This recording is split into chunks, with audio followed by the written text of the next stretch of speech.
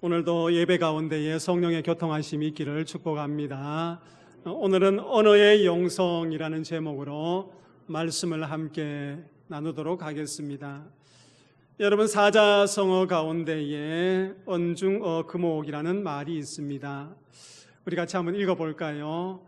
말이 금이나 주옥보다 중하다. 언중어금옥. 여러분, 오늘 우리가 읽은 야고보서 3장의 말씀이 이 언중어금옥을 강조하고 있습니다. 말이 얼마만큼 중요한지를 이야기하면서 언어의 영성에 대해서 말합니다.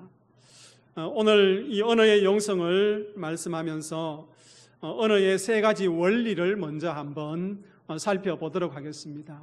언어에는 어떤 세 가지 원리가 있는가? 첫 번째는요, 말에는 힘이 있습니다. 같이 한번 읽어볼까요? 말에는 힘이 있습니다. 우리 본문도 한번 더 읽도록 하겠습니다. 야고보서 3장 3절에서 5절입니다. 우리가 말들의 입에 재갈 물리는 것은 우리에게 순종하게 하려고 그 온몸을 제어하는 것이라. 또 배를 보라. 그렇게 크고 광풍에 밀려가는 것들을 지극히 작은 키로서 사공의 뜻대로 운행하나니 이와 같이 혀도 작은 지체로 돼 큰 것을 자랑하도다. 보라, 얼마나 작은 불이 얼마나 많은 나무를 태우는가. 아멘. 여러분, 야고보서는요, 이 말씀을 통하여서 말의 영향력이 얼마나 큰지를 이야기해 주고 있습니다. 이 혀의 영향력을 이야기하면서 세 가지의 이미지를 오늘 예를 들지 않습니까? 그 세 가지의 이미지가 무엇입니까? 첫 번째는요, 말입니다. 그리고 두 번째는 배입니다. 그리고 세 번째는 불입니다. 이 말과 배와 불의 이미지를 통하여서 언어의 영향력을 이야기해 주고 있는 것을 보게 되는 것이지요. 여러분, 말의 입에 재갈을 물리는 것은 우리에게 순종하려고 하는 것이다라고 이야기합니다. 여러분, 말에 재갈을 물리는 그 재갈은 작지만 그 하나의 재갈을 통하여서 말을 순종하게 한다고 이야기합니다. 뿐만 아니라 배를 보십시오. 아무리 큰 배라고 할지라도 그것을 움직이는 것은 무엇입니까? 작은 키인 거예요.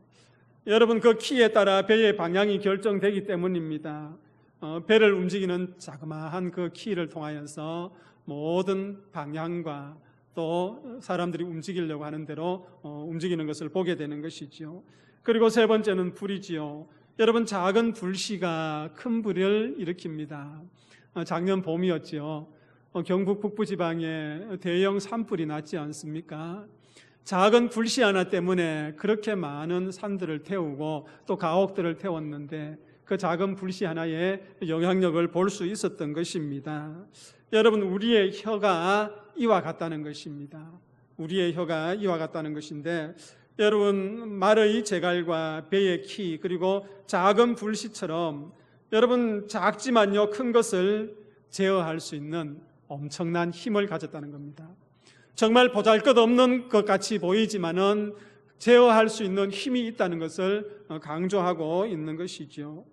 여러분, 야고보는요, 혀는 우리 몸의 작은 부분이고 혀를 통해서 내뱉는 작은 말 한마디가 일부분이겠지만은 정말 그것이 우리의 삶에 엄청난 변화를 가져올 수 있다는 것을 거듭 강조하고 있습니다. 우리의 혀가 이와 같다는 것을 말합니다. 한마디로 우리의 말 한마디로 인생을 어떻게 해요? 바꿔버리는 거예요. 우리의 말 한마디가 한 사람을 행복하게 만들 수 있고 또 우리의 작은 말 한마디가 한 사람을 불행하게 만들 수 있다고 이야기합니다. 여러분, 말 한마디를 통해서 우리가 어때요? 천국에 올라갈 수도 있고 또 말 한마디를 통해서 우리가 지옥에 떨어진다, 그렇게 표현하지 않습니까? 마음이 꽁꽁 얼어붙기도 하지요. 남편이 한마디 했을 때에 또 아내가 한 한마디 때문에 어머니가 한 그 한마디 때문에 자녀들의 남편의 아내들의 마음이 어떻게 해요? 꽁꽁 얼어붙을 경우가 있지 않습니까? 반대로 그 말 한마디 때문에 봄눈 녹듯이 마음이 풀어지는 경우도 있고요. 때로는 우리의 말 한마디가 칼처럼 뾰족하여서 그 사람을 찔러 상처를 내기도 하고 또 피를 내기도 합니다. 그리고 때로는 그 말 한마디가 밥처럼 푸근하여서 우리 마음속에 또 눈물이 가득하게 만들기도 하고요. 어떤 말을 하느냐에 따라서 그 상황이 다 달라지는 것을 보게 되는 것이지요. 그래서 말에는 힘이 있다라는 것을 분명히 이야기하고 있습니다. 여러분, 잠언 16장 24절에 보면은 이런 말이 있습니다. 함께 읽겠습니다. 선한 말은 꿀송이 같아서 마음에 달고 뼈에는 양약이 되느니라. 아멘. 여러분, 우리가 쓰는 말이 마음에 뭐처럼 달다고 이야기합니까? 꿀처럼 달다고 이야기하고 있습니다. 그것이요, 뼈에는 양약이 된다고 이야기하고 있는 것입니다. 그래서 우리가 어떤 말을 하느냐에 따라서 소망의 말이 되느냐, 절망의 말이 되느냐, 그것이 갈라진다는 것입니다. 여러분, 절망을 시키는 말을 하고 있습니까? 아니면 사람들에게 한마디의 말을 통하여서 소망을 심어주는 말을 하고 있습니까? 우리는 오늘 언어의 영성을 생각하면서 내가 하는 말에 힘이 있다는 것을 분명히 기억해야 되는 것입니다. 그래, 그 말에 힘이 있기 때문에 그 말 한마디가 사람들에게 지대한 영향력을 끼친다는 것을 우리는 분명히 기억해야 됩니다. 그래서 언어의 세 가지 원리 중에 첫 번째, 말에는 무엇이 있다? 힘이 있다. 그러므로 나는 지금 어떤 말을 하고 살아가고 있는지를 다시 한번 돌아봐야 될 것이고, 그리고 말의 세 가지 원리 두 번째는요, 말은 위험합니다. 같이 한번 읽어봅시다. 둘째, 말은 위험합니다. 여러분, 야고보서 3장 6절에서 8절 말씀도 우리가 한 번 더 읽겠습니다. 혀는 곧 불이요 불의의 세계라. 혀는 우리 지체 중에서 온몸을 더럽히고 삶의 수레바퀴를 불사르나니 그 사르는 것이 지옥불에서 나느니라.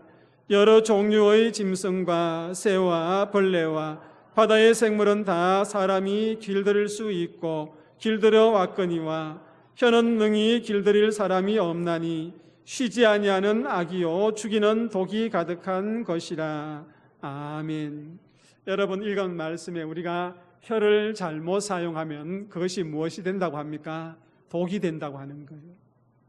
내 혀를 한번 잘못 사용해서 그것이 독이 되어서 다른 사람들에게 날아가는 것입니다. 혀는 부정적인 결과를 초래할 수 있는 아주 위험한 존재라는 것을 성경은 계속해서 이야기하고 있습니다. 그러면서 야고보는 말의 위험성을 깨닫게 하려고 두 가지 예를 들고 있습니다. 우리가 방금 읽은 말씀 속에서 야고보 선지자는 정말 그 말의 위험성이 어떤 것인지를 이야기하기 위해서 두 가지 예를 들고 있는데, 그 첫 번째 예가 불입니다. 여러분, 불은 잘 사용하면 인간에게 어때요? 참 유익하지요. 지금이야 전기 제품이 다 나와 있어서 불을 지펴서 밥을 할 필요도 없고 불을 지펴서 음식할 필요도 없습니다. 그러나 이런 전자 제품이 발달되지 않았을 때, 없을 때는 어떻게 합니까? 불을 지펴야만이 음식을 만들 수 있고 그 음식을 우리가 먹어야만이 살아갈 수 있기 때문에 그 불은 곧 생명이었습니다. 그러니 불은 우리에게 좋은 유익을 주는 것이었습니다. 뿐만 아니라 그 불을 통해서 과거에는 못된 짐승들로부터 우리 인간을 보호할 수 있는 도구이기도 했습니다. 뿐만 아니라 여러분, 여름 수련회 여름 성경학교 때 추억 있지 않습니까? 빠지지 않는 프로그램이 뭡니까? 캠프파이어지 않습니까? 그 캠프파이어를 통하여서 추억을 쌓아가는데 거기에 불이 사용됩니다. 불은 캠프파이어를 통하여서 정말 많은 사람들에게 추억을 갖게 하는 그런 유익함도 있습니다. 그러나 그 불이 잘못 사용되면 수많은 사람들에게 아픔과 괴로움과 고통을 가져다 주지 않습니까? 우리가 그 산불과 또 많은 화재들을 눈으로 보지 않습니까? 그래서 불은 잘 사용하면은 인간에게 유익을 주지만은 잘못 사용하면은 고통을 준다는 것입니다. 그래서 말의 원리를 이야기하면서 말은 불과 같다고 이야기하는데, 여러분 잠언 16장 27절에 보면 이렇게 기록하고 있습니다. 불량한 자는 악을 꾀하나니 그 입술에는 맹렬한 불 같은 것이 있느니라. 우리 같이 한번 읽어볼까요? 시작.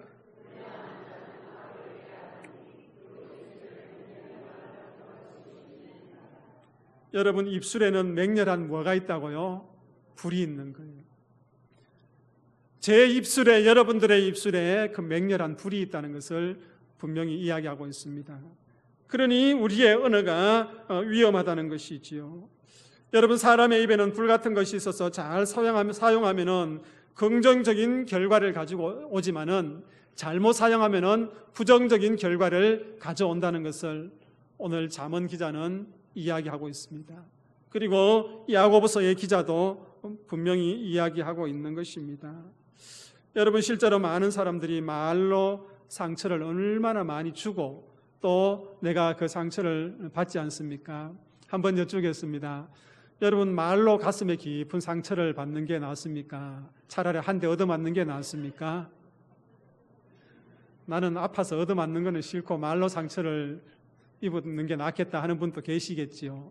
그러나 어떤 사람들은 말의 상처보다 어떻게 해요? 그냥 한 대 얻어맞고 말지, 그렇게 이야기하는 분도 있을 것입니다.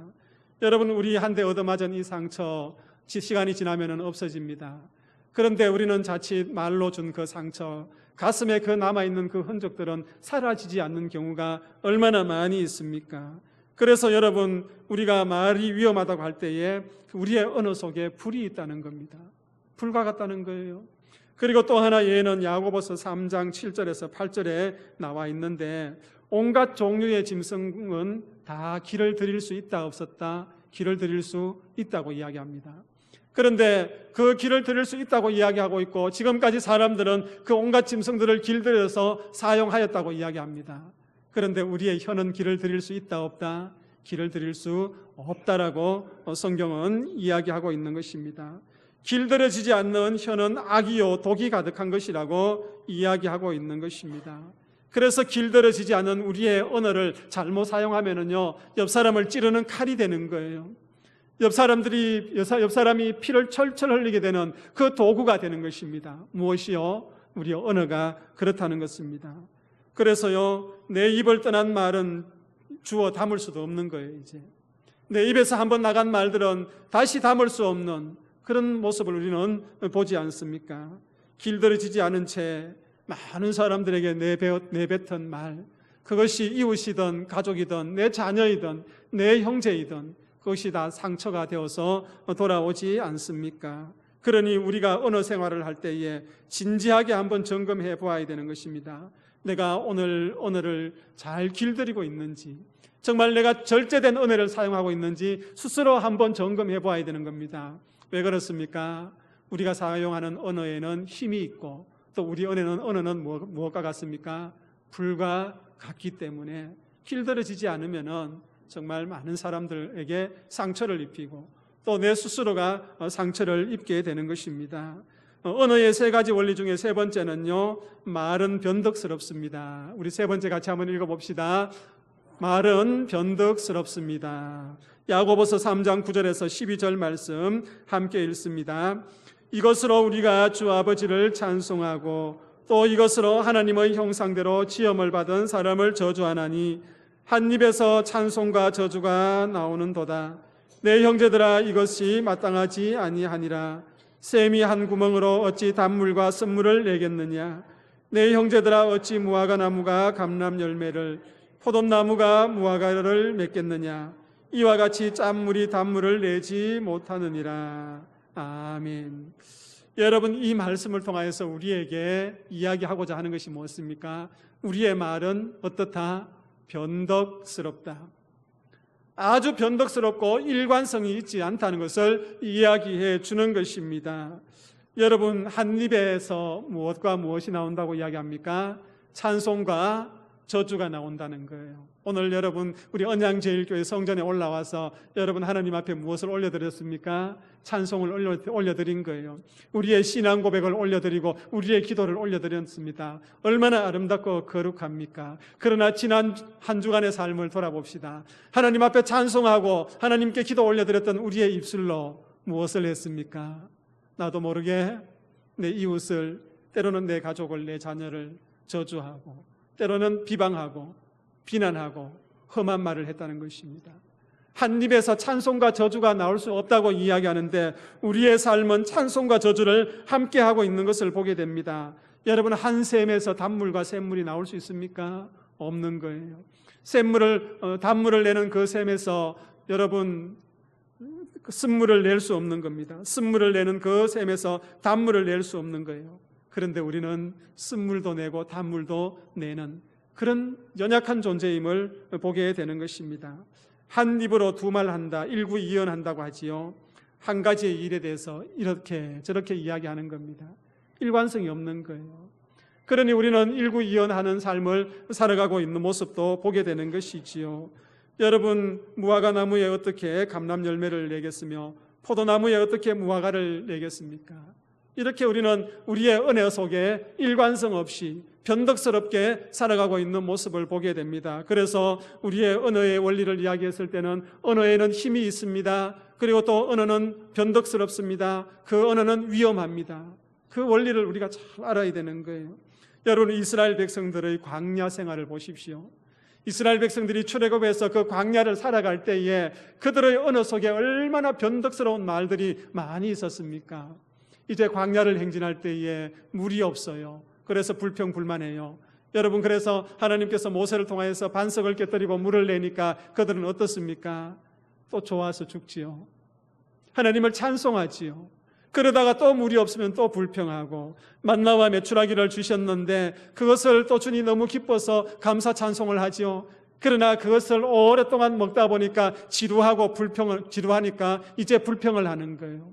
그들 어느 속에 좋았다가 나빴다가 불평했다가 비난했다가 일관성이 없는 거예요. 변덕스러운 것을 보게 됩니다. 이스라엘 백성들은 왜 우리를 여기까지 데려와서 죽게 하느냐고 아우성쳤습니다.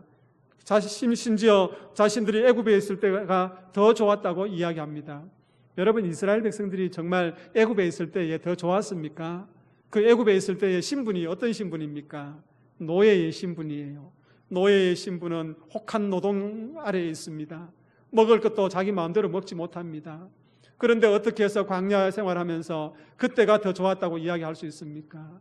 그들의 언어는 늘 변덕스럽고 또 불평불만이 가득한 것을 보게 되는 것입니다. 여러분, 이렇게 변덕스럽고 일관성이 없는 삶, 그것은 이스라엘 백성들의 문제뿐만 아니라 오늘 여기서 예배하는 저와 여러분들의 문제이기도 한 것입니다. 한번 보십시오. 때로는요, 많은 사람들이 나를 다른 사람에게 과시를 하려고 어떻게 해요? 말을 많이 부풀려요. 정말 요만큼의 이야기를 이만큼 부풀려서 하는 것을 보지 않습니까? 그 변덕스러운 말인 거예요. 일관성이 없는 말인 거예요. 그것이 우리 언어의 원리인 것입니다. 그러기 때문에 우리는 모든 상황에서 진솔하게 이야기하는 습관을 길러야 하는 것입니다. 뿐만 아니라 우리가 어떤 말 한마디 할 때에 누구를 의식해야 합니까? 하나님을 의식하고 해야 됩니다. 그래야 우리의 말이 변덕스럽지 않는 거예요. 사랑하는 믿음의 성도님들, 언어의 영성을 이야기하면서 우리가 사용하는 그 말의 세 가지 원리를 다시 한번 기억하시길 바랍니다. 말에는 첫 번째 어떻게 해요? 힘이 있다. 두 번째는요, 변덕스럽다. 세 번째는 뭡니까? 위험하다. 순서가 바뀌었네요. 두 번째는 위험하다. 그리고 세 번째는 어떻게 해요? 변덕스럽다. 이 말의 원리인 것입니다. 그러면 우리가 하나님이 기뻐하시는 언어를 사용하고 또 하나님이 기뻐하시는 삶을 살기 위해서 어떤 말들을 해야 되는가, 어떻게 조심해야 하는가, 오늘 야고보서가 두 가지로 답하고 있습니다. 오늘 언어의 영성을 회복하기 위한 방법 두 가지인데요.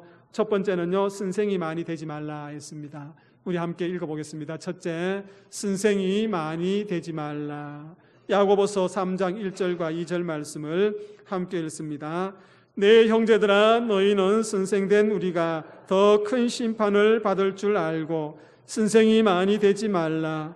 우리가 다 실수가 많으니 만일 말에 실수가 없는 자라면 곧 온전한 사람이라. 능히 온몸에 굴레 씌우리라. 아멘. 여러분, 야고보서는 우리에게 무엇이 되지 말라고 합니까? 선생이 되지 말라 하는데 수식어가 하나 붙어 있습니다. 어떻게 해요? 많이 되지 말라고 합니다. 선생이 되지 말라고 하는데 많이 되지 말라고 오늘 이야기하고 있습니다. 여러분, 무슨 말입니까? 말을 많이 할수록 어떻게 해요? 실수가 있다는 겁니다. 그러니 말을 많이 하지 말라는 거예요. 사실 이 말씀을 준비하고 묵상하면서 가장 찔린 사람은 누구겠습니까? 여러분들이 아니라 저예요. 언양제일교회에서 말을 제일 많이 하는 사람이 누굽니까? 한일환 목사예요. 여러분은 가만히 앉아있지만 지금 제 혼자 계속 말하고 있잖아요. 설교 시간뿐만 아니라 신방을 하거나 식사를 하거나 교인들하고 이렇게 모여 있다 보면은 어느 순간에 제 혼자 말을 하고 있는 거예요. 찔리는 거예요. 그러다 보면은 은연중에 어떻게 해요? 말에 실수를 하게 되고, 제가 의도치 않게 성도들에게 상처를 입히게 되고, 또 성도들이 또 듣기 거북한 말을 할 수도 있단 말이에요. 그래서 내가 가장 많이 선생이 되고 있구나. 천국 가면은 하나님 심판 받을 때에 제가 제일 큰 심판을 받겠구나. 그 생각을 한번 해봅니다. 여러분, 제가 이렇게 이야기하니까 여러분들은 좋지요. 여러분들도 마찬가지입니다. 말에 있어서 많이 선생이 되지 말아야 되는 것입니다. 여러분, 말이 많으면 실수도 많다는 법이 아닙니까? 말을 많이 하다 보면 은연중에 해서 안 될 말들이 나오는 겁니다. 더 중요한 것은요, 내가 말을 계속 하다 보면 다른 사람들이 말할 기회를 어떻게 해요? 빼앗아 버리는 거예요. 그것도 범죄입니다.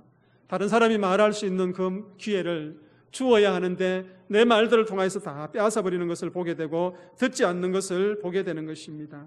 우리는 다 말에 실수가 많다는 것이지요. 야고보는 말에 실수가 없는 자라면 어떤 자라고 이야기합니까? 온전한 자라고 이야기하고 있습니다. 온전한 자가 되고 싶으면 말을 아껴야 되는 것이지요. 그래서 성숙한 사람은 말에 실수가 없는 겁니다. 그래서 믿음이 좋은 사람, 정말 영성이 뛰어난 사람 이퀄 뭡니까? 말이 적은 사람. 그런 사람이 영성이 뛰어난 거예요.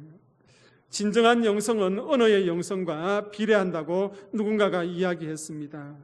여러분, 우리의 언어의 영성을 보면은 저 사람이 정말 믿음이 깊은지 영성이 뛰어나는지 알 수 있다는 것을 이야기하고 있는 것입니다. 입속의 혀는요, 도끼보다 무섭다고 이야기합니다. 그 한마디에 한마디가 사람들의 발등을 찍는 것이지요. 뿐만 아니라 여러분, 잘 쓰면 복이 되고 잘못 쓰면 독이 되는 것이 언어인 것입니다. 그러니 우리가 정말 언어의 영성을 회복하기 위해서는 무엇이 되지 말라? 선생이 많이 되지 말라. 그렇게 이야기하고 있습니다. 두 번째는요, 참된 것을 말하라고 이야기하고 있습니다. 같이 한번 읽어봅시다. 둘째, 참된 것을 말하라. 에베소서 4장 23절과 24절 말씀 함께 읽습니다. 오직 너희의 심령이 새롭게 되어 하나님을 따라 의와 진리의 거룩함으로 지으심을 받은 새 사람을 얻으라. 아멘. 여러분, 바울은요, 에베소 교인들에게 거짓을 버리고 진리를 말하라고 말씀하고 있습니다. 여러분, 이웃과 더불어서 참된 말을 하라고 이야기하고 있습니다. 그 방법이 무엇입니까? 의와 진리의 거룩함으로 지으심 받은 새 사람을 입어야 되는 것입니다. 우리가 새로 새 사람을 입고 또 새롭게 변화되는 데는 내 힘과 내 능력으로 되지 않습니다. 누가 도와주셔야 됩니까? 하나님께서 도와주셔야 되는 거예요. 성령 하나님께서 도와주셔야 되는 거예요. 하나님께서 내 혀를 붙들어 주셔야 되는 것이고 내 언어를 붙들어 주셔야 되는 거예요. 내 혀를 붙들어 주시고 내 언어를 붙드는 데 있어서 내 힘으로 도저히 할 수 없고 하나님께서 성령을 통하여서 도와주셔야만이 그것을 붙들 수 있는 것입니다. 그래서 하나님 안에서 새 사람으로 변하지 않으면 우리의 입술이 변화될 수 없다는 것을 성경은 분명히 이야기하고 있는 것입니다. 여러분, 손을 이렇게 가슴에 얹고 내가 지금 어떤 언어를 사용하고 있고 또 내가 한 주간 동안 어떤 언어를 사용했는지 한번 이렇게 돌아보시길 바랍니다. 그리고 나는 평소에 지금 어떤 언어를 말하고 있는지 파괴하고 헐뜯고 욕하고 질투하고 시기하고 놀리고 조롱하고 빈정대고 꾸중하고 험담하고 기죽이고 음모를 꾸미고 또한 가십을 일삼고 남을 비판하는 그런 언어들을 얼마나 많이 사용했는지 우리는 스스로 한번 성찰해 보아야 할 것입니다. 여러분 시편 141편 3절 말씀에 시인은 이렇게 노래하고 있습니다. 함께 말씀을 읽습니다. 여호와여 내 입에 파수꾼을 세우시고 내 입술의 문을 지키소서. 아멘. 내 입에 무엇을 세우시고요? 파수꾼을 세우시고 내 입술에 무엇을 지키라고요? 문을 지키소서. 누가요? 여호와요. 하나님께서 지켜주셔야 되는 겁니다. 여러분 말하고 싶을 때가 얼마나 많이 있습니까? 이만큼 말하고 싶을 때가 있을 거예요. 여러분 그럴 때 우리는 어떻게 해야 됩니까? 말을 다 해버려야 되죠? 아니죠. 제가 한 가지 방법을 이렇게 터득한 게 뭐냐면 아랫입술과 윗입술 사이에 혓바닥을 집어넣는 거예요. 그래서 아랫입술과 윗입술로 혓바닥을 어떻게 해요? 꼭 눌러버리면 되는 겁니다. 그러면 말이 나와야 안 나와요? 말이 안 나오는 거예요. 여호와여 내 입에 파수꾼을 세우시고 내 입술의 문을 지키소서. 이 기도가 여러분들의 기도와 저의 기도가 되기를 축복합니다. 그래서 우리 언양제일교회 공동체와 여러분 가정과 삶의 자리에 아름다운 말로 가득 채워나가기를 축복합니다. 기도하겠습니다. 하나님 감사합니다. 야고보서의 말씀을 통하여서 언어의 영성에 대해서 함께 말씀을 나누었습니다.